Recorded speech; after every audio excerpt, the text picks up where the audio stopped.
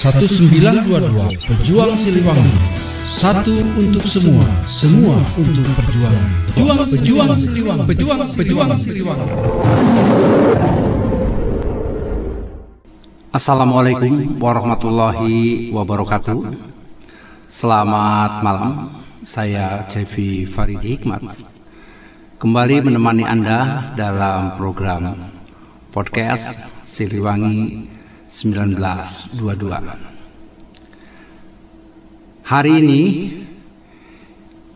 akan membahas seputar donor darah dan manfaat untuk kesehatan kita.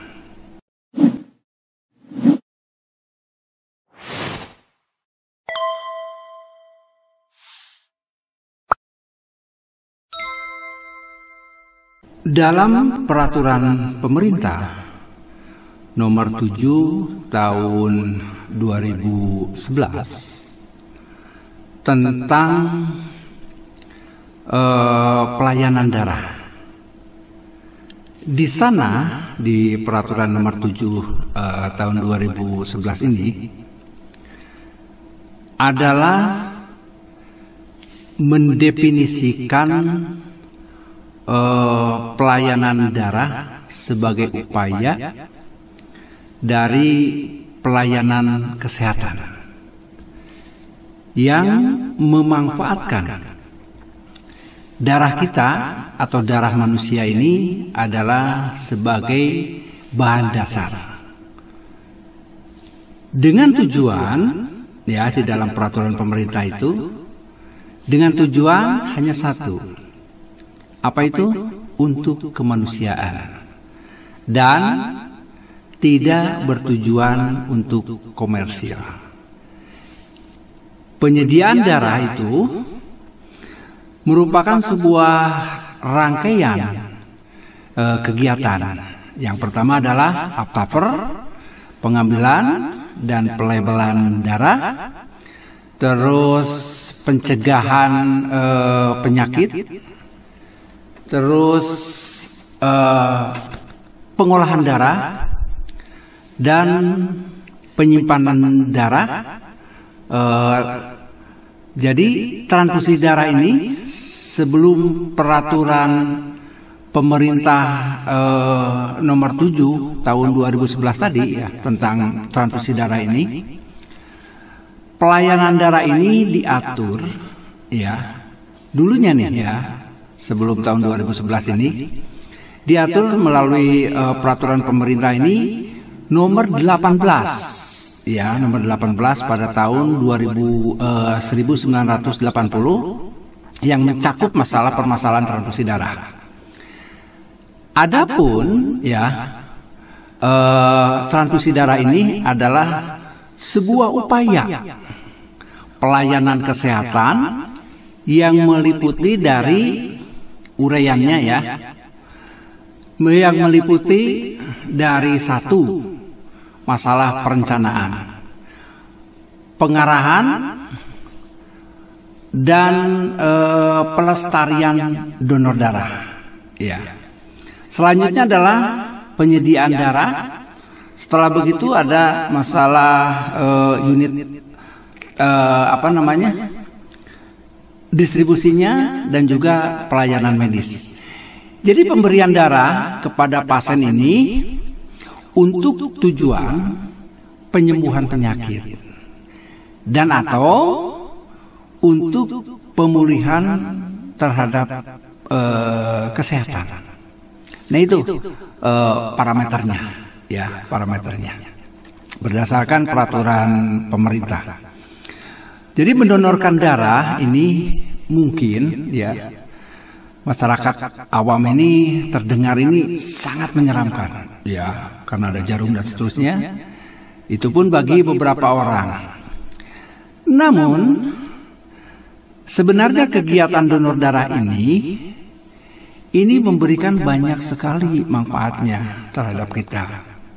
Karena jika kita mendonorkan darah selain untuk menolong orang lain yang membutuhkan, ya, ini yang membutuhkan, tidak hanya bermanfaat kepada orang sebagai pengguna darah kita, ya, kepada orang sebagai pengguna darah kita, tentunya yang menerima yang tadi itu ya, tetapi secara langsung ini ya akan bermanfaat kepada kesehatan kita yang mendonorkan darahnya. Jadi ada manfaat dari kegiatan tersebut untuk kesehatan kita selain kita mendonasikan kepada orang-orang yang membutuhkan, yang saat terbaring di rumah sakit. Kenapa? Berdasarkan hasil penelitian ditemukan kalau seseorang yang melakukan donor darah secara rutin, ya teratur setiap 100 hari sekali atau 3 bulan sekali, ini dapat menurunkan resiko terkena serangan jantung. Ini berdasarkan penelitian. Karena saat seseorang mendonorkan darahnya, ya saat seseorang mendonorkan darahnya, maka ia yang pendonor ini akan mengurangi simpanan dari zat besi. Nah, tetapi gini ya, tidak semua orang boleh mendonorkan darah. Kenapa? Ya, karena sebelum darah kita diambil untuk didonorkan, kita terlebih dahulu akan diperiksa, ya, diperiksa tentang masalah kondisi tubuh kita. Seperti apa sih pemeriksaan dasarnya ini? Nah, diantaranya adalah pemeriksaan tentang detak jantung, terus tekanan darah, suhu tubuh, hemoglobin. Hemoglobin ini harus diperiksa dengan secara seksama. Nah, saat kita akan mendonorkan, iya atau tidak ini sesuai dengan pemeriksaan. Ya, setelah mendonorkan, darah kita juga bisa tahu, ya, kita sendiri bisa tahu kondisi kesehatan yang kita alami. Nah, misalnya donasi darah kita ternyata ditolak, ya, dalam pemeriksaan tadi ditolak. Ini artinya ada sesuatu di dalam tubuh kita, ada sesuatu di dalam darah kita ini. Jadi ketahuan, ya, kalau ditolak. Nah, sekarang apa sih manfaat kita menjadi pendonor darah itu sendiri? Nah, berkaca daripada sebuah manfaat, yang pertama secara logika, aliran darah ini akan lebih lancar jika darah kita, ya, mengalami sebuah hambatan untuk mengalir, ya, tidak lancar untuk mengalir. Nah, obatnya dengan donor darah. Nah, dengan donor darah maka dapat membantu aliran darah menjadi lebih baik, lebih lancar, ya. Manfaat yang kedua, kita akan mendapatkan medical check up. Dengan donor darah ini kita akan diperiksa, ya, sebelum kita mendonornya. Nah, ini adalah medical check up yang dilakukan sebelum kita mendonorkan. Kenapa? Karena kita bisa mendonorkan darah jika dalam keadaan sehat, ya, jika dalam keadaan sehat. Jadi pemeriksaan dilaksanakan secara terstruktur, ya, sebelum mendonorkan ini. Seperti apa? Seperti pemeriksaan suhu, denyut nadi, hemoglobin, tekanan darah. Ini harus diperiksa terlebih dahulu, ya. Nah, yang ketiga manfaatnya adalah sebagai penyeimbang zat besi. Ya. Jadi saat kita mendonorkan satu kantong darah, maka sekitar 1/4 gram, ya 1/4 gram dari zat besi itu akan hilang. Dan nantinya kita akan mendapatkan zat besi kembali dari asupan makanan lainnya. Maka kadang-kadang kan yang suka donor, setelah donor itu tidak langsung pulang, dipersilakan dulu ke kantinnya untuk mencicipi hidangan yang disediakan oleh PMI. Jadi tidak semua bisa menjadi pendonor darah. Nah, berbagai prosedur, maksudnya prosedur darah ini memiliki persyaratan secara tersendiri untuk bisa mendonorkan darahnya. Nah, di antaranya ya pendonor darah ini minimal usianya ini 17 tahun dan maksimal 70 tahun. Ya. Nah, setelah itu berat badannya minimal 45 kg dengan tekanan darah di bawah 180 dan distolnya ini harus di bawah 100. Nah, ini untuk orang yang memiliki hipertensi atau memiliki tekanan darah yang cenderung tinggi. Nah, tetapi untuk calon pendonor yang memiliki tekanan darah rendah, sistol dan diastolnya ini dianggap aman. Ya, sekitar yang dianggap amannya ini sekitar 90/50. Nah, pendonor ini memiliki kadar hemoglobinnya ini sekitar 12 sampai 17 gram. Calon pun tidak mengidap penyakit diabetes, penyakit kanker, terus penyakit menular, hepatitis, dan atau penyakit gangguan terhadap perdarahan. Kita lihat ya bagaimana alurnya dari mulai pendaftaran, pemeriksaan medical check up, terus dari aptaver dan sampai istirahat di kantin PMI itu sendiri. Ayo kita lihat. Berapa lama sih waktu yang dibutuhkan untuk donor darah? Rata-rata waktu yang dibutuhkan untuk donor darah antara 7 sampai 15 menit. Tergantung pada beberapa banyak darah yang diambil, kekentalan darah, dan besar kecilnya pembuluh darah. Adapun total waktu dari saat mulai mendaftar hingga donor darah selesai adalah sekitar 25 sampai 30 menit. Tentu saja tergantung banyak orang yang donor darah, serta kapasitas tempat tidur atau kursi donor dan petugas yang tersedia. Berapa banyak sih darah yang diambil saat donor darah? Ada 3 ukuran kantong darah yang digunakan, yaitu untuk pengambilan darah sebanyak 250 cc, 350 cc, dan 450 cc. Ketentuan berapa banyak darah donor akan diambil tergantung pada berat badan, yaitu maksimal 10,5 cc darah per kilogram berat badan. Bagaimana caranya kalau mau donor darah?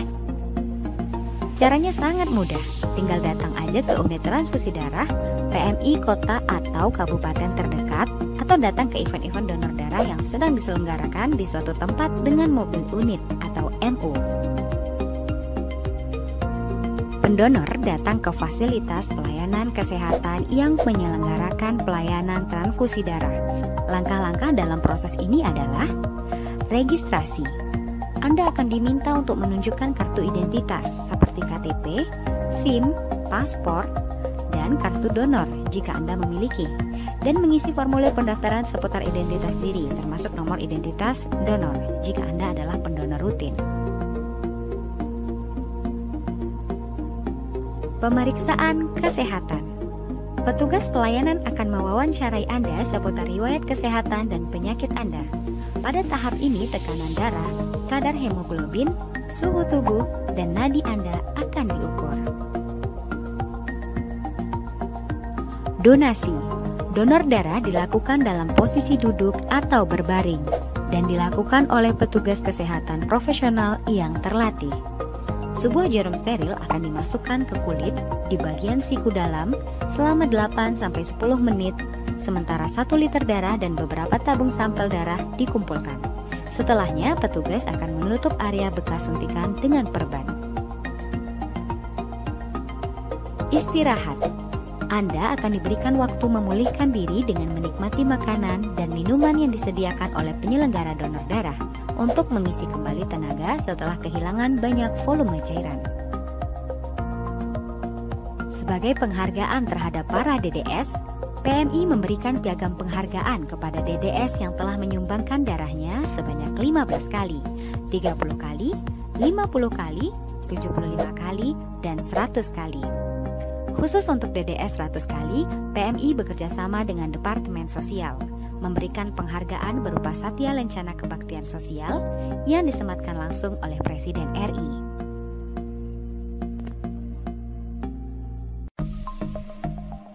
Bagaimana? Setelah mengetahui tentang seputar donor darah, Anda tertarik? Ayo donor darah, bantu sesama, selamatkan jiwa.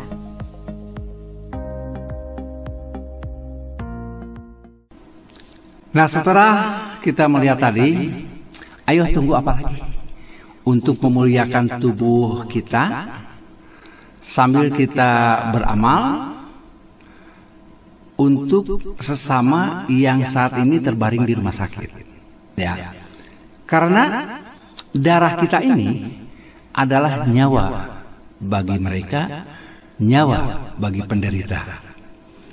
Kalau bukan kita, siapa lagi? Kalau bukan sekarang, kapan lagi? Ayo, siapkan kita untuk menjadi seorang pejuang kemanusiaan.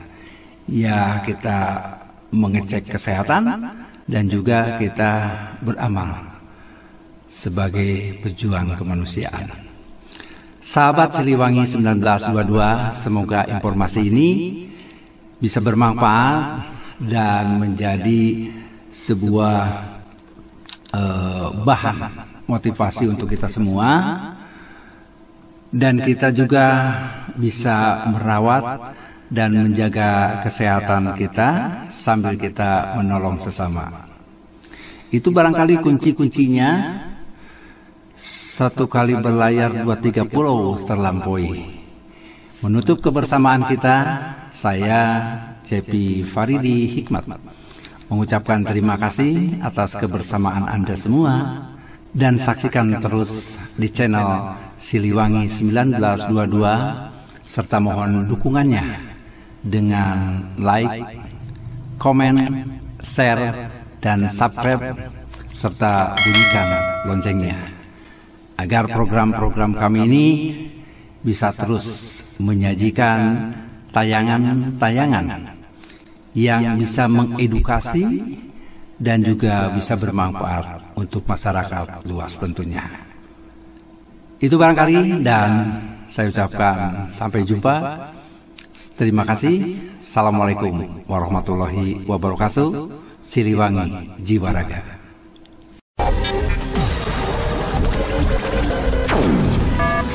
Satu 922 Pejuang Siliwangi. Satu untuk semua, semua untuk perjuangan.